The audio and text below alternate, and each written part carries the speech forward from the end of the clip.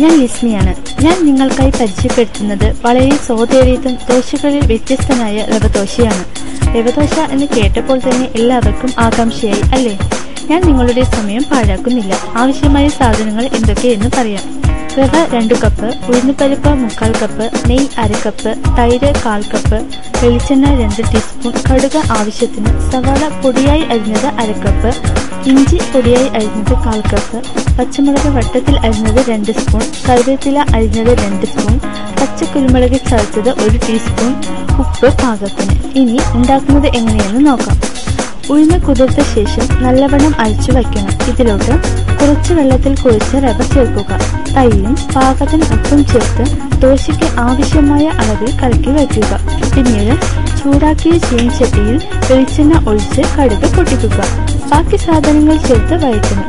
ദോശയ്ക്ക് കലക്കിയ മാവിൽ ഇവയെല്ലാം ചേർത്ത് ഇളക്കുക. 5-6 മണിക്കൂറിന് ശേഷം ദോശക്കല്ലിൽ കനം കുറഞ്ഞ ദോശകളായി ചുട്ടെടുക്കാം. നെയ്യ് അല്പാൽപ്പം ഒഴിച്ച് മുറിച്ചെടുക്കണം. ഇരുവശവും നന്നായി മുറിച്ച് ചൂടോടെ കഴിക്കണം. തേങ്ങ ചമ്മന്തിയാണ് ഏറ്റവും യോജിച്ചത് കേട്ടോ.